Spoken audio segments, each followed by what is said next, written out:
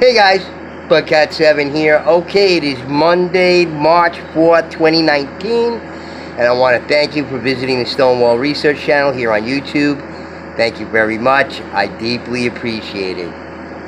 Okay guys, well today for you I got a short video, and I'm going to talk about the Buddhas of Bamyan, okay, and they're very interesting. I actually first became aware of them in 2001 when the Taliban destroyed them, and for whatever reasons, it compelled me to cut the article out of the paper, and I was reading the paper at the time, and put it on my corkboard because I just found it so strange, and why after centuries and centuries and centuries that these things finally got blown up by the Taliban, and the whole thing with Afghanistan and the whole convoluted mess over there, to me just suggests, okay, we talk about Saqqara, when all the ancient sites destroyed in Iraq and in Syria and everything. And believe it or not, Sylvia talked about this on a newer channel, and when we were still sort of going back and forth, while she still wasn't quite as popular as she is now, we talked a lot, and I had suggested to her that this was all just sort of mop-up operations, to destroy the past, and, possibly some of the last vestiges of Tartaria, and these were just mop-up operations to destroy what was left of it, okay? And, we had discussed that. And but I found some very interesting things about the statues here, and it's just a sin that they did this to it. And again, the whole thing with the Taliban and the influence of Osama bin Laden, Al Qaeda, and the whole baloney story of him getting killed in Pakistan and thrown overboard. You can hear me on Alex Jones' channel there. I called into everyone. I was listening to that stuff. I don't listen anymore. Like Matt says, I think it's like a graduated animal farm. I don't do it, but I called in when Stephen Bichenik, Tom Clancy's friend, was on air to say that the whole story about Osama bin Laden getting killed and thrown overboard, I was like, this is the stupidest story I ever heard in my life. You expect me to believe this story? Okay, they killed the guy, they had him on the ship, they threw him overboard. I said, this is the dumbest story I ever heard. I mean, who are you trying to bullshit? Okay, my bullshit detector works 100%. Every day of the week. Okay? Never stops, even when I was a kid, It's the bullshit detector just 100%. With my parents, teachers, authorities, bosses, I don't care who it is. My bullshit detector works 100%, and that was a bullshit story of the highest order.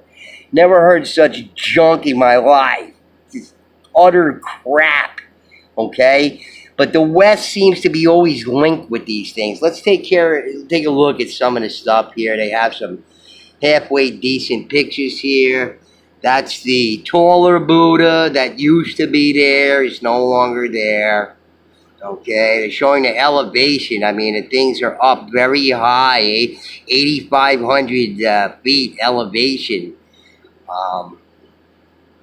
There's a nearby minaret, beautiful, just beautiful, and another, architectural wonder. Okay, and here's an illustration from 1832, visited by Alexander Burns. Nice, beautiful, realistic drawing. There's the large one. It was, at the time, was missing its hands, had been defaced. This doesn't look like it could have been what they say it was. This one either, also defaced, missing hands. Okay, with the holes in it and everything. But they explain that. It's a reasonable explanation. You see the little people here?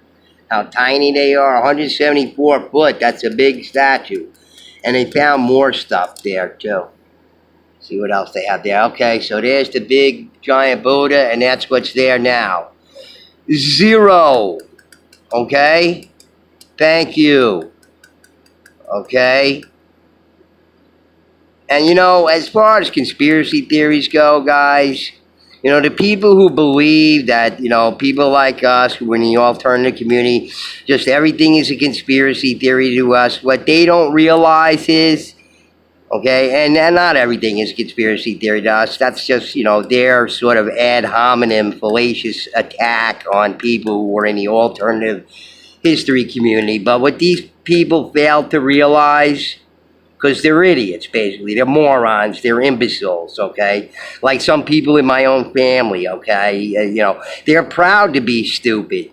They don't want to know anything about this. They like the bling. They like the bullshit, okay? And, you know, they have no interest in any of this stuff. It's all about, you know, mental masturbation all the time with the stupid sitcoms and, you know, propaganda, you know, Hollywood propaganda movies that insult your intelligence and, you know, sporting events where, you know, 90% of the people there are retards because, you know, hey, you know, the Boston Red Sox suck. You know, I'm in New York, right? So you got to be a Yankee fan. Everybody sucks except the Yankees. When the real sports fans don't think that way. See, those are the phony sports fans, okay? Because real sports fans know that the Boston Red Sox are an incredible team. The LA Dodgers is an incredible team, okay? They have great players on their team. They don't suck.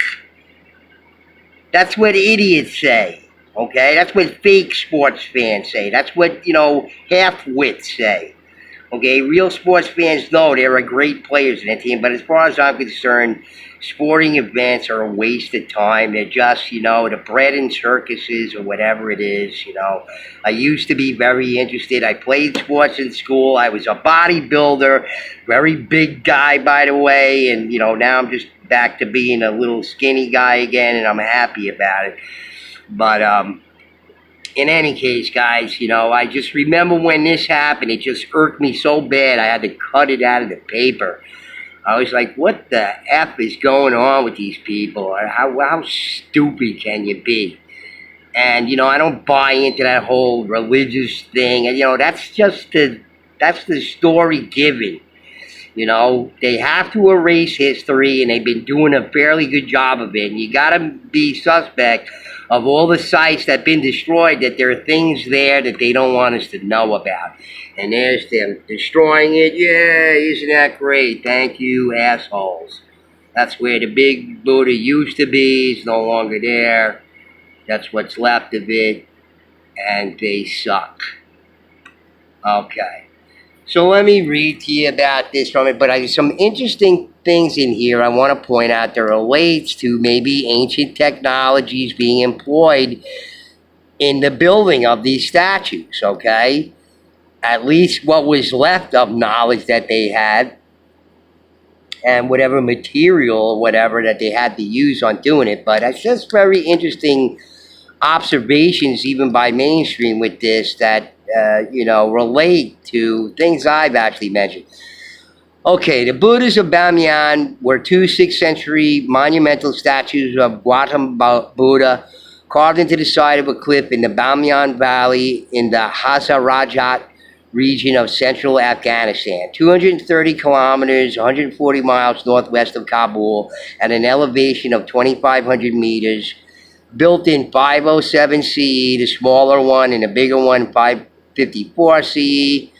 The bigger one, the large statues represented the classic blended style of Gandhara art. They were respectively 35 and 53 meters, 115 and 174 feet tall. Okay, that's mighty big. And I think it was the largest statue in the world up until a certain time. The main bodies were hewn directly from the sandstone cliff, so it's nice soft stone for them to work with. But details were modeled in mud, mixed with straw, coated with stucco. Isn't that interesting, okay? And, you know, Sylvia on a New Earth channel, you know, had mentioned this in her work. You know, some of these things that were believed to be, you know, complete carved out of stone, and, you know, which is what mainstream believed, end up turning out that a lot of these things are stucco, and that's what leads us to go into geopolymer and all this kind of stuff, you know, and people criticizing me for even suggesting these things, but let's go on over here. This coating, practically all of which wore away long ago, was painted to enhance the expressions of the faces, hands, and folds of the robes. The larger one was painted carmine red, and the smaller one was painted multiple colors. The lower parts of the statue's arms were constructed from the same mud-straw mix, supported on wooden armatures. It is believed that the upper parts of their faces, now get this, it was believed that the upper parts of their faces were made from great wooden masts or casts.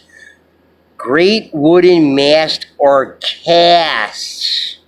Casts. You know, I had suggested in one of my videos, and I don't remember who it was, that the columns at St. Petersburg, and you know, Sylvia is the one who actually mentioned this. I'm not the first one, you know, that those pillars could have been casted, okay? And if you say, oh, it's impossible, something so gigantic, and they're huge, you know, maybe even bigger than this thing or whatever, but, you know, look at the face. There's a little human being down here.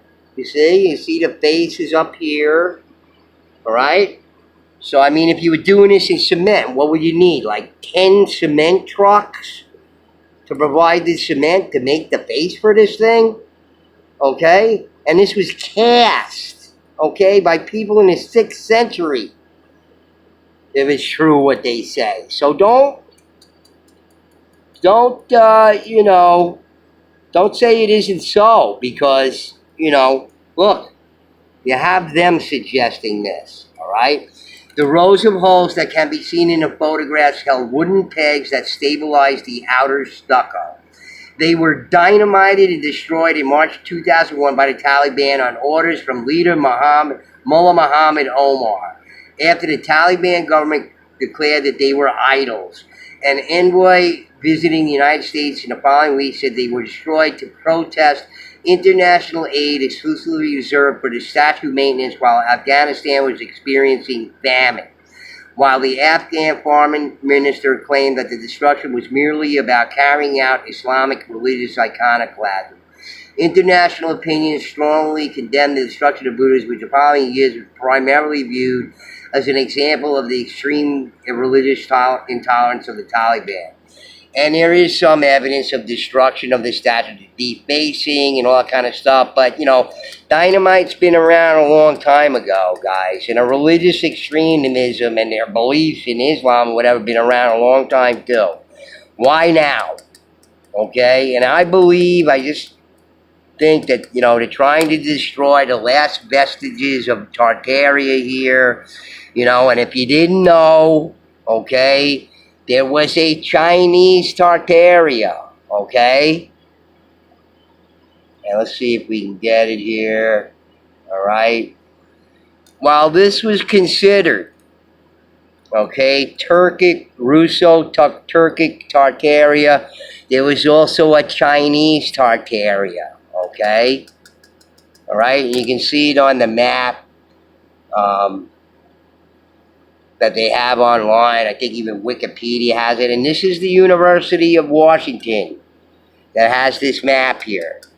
So apparently, you know, people say, Tartaria never existed or whatever, you know, think again, my friends. But back to the Buddhas here. I just wanted to show you and throw this at you about the straw coated with stucco, and they were great wooden master casts. You know, before these things were destroyed, actually, and all that kind of stuff, you know, and many other, you know, artifacts and ancient, you know, carvings of the past, you know, mainstream believed that they were completely stone. And I think Sylvia goes over it in her videos on geopolymer and all that kind of stuff. What was believed in the past to be, you know, solid stone carvings turns out to be plaster and stucco and, you know, geopolymer coating and all this kind of stuff. Okay? So, you know, I'm just saying, you know, if it's possible for them to possibly make a cast to make a face on this giant thing, why shouldn't it be possible in the past with a more advanced society? See, these are the people don't get. You know what I mean? Think of all of our technologies, whatever it is, okay? even up including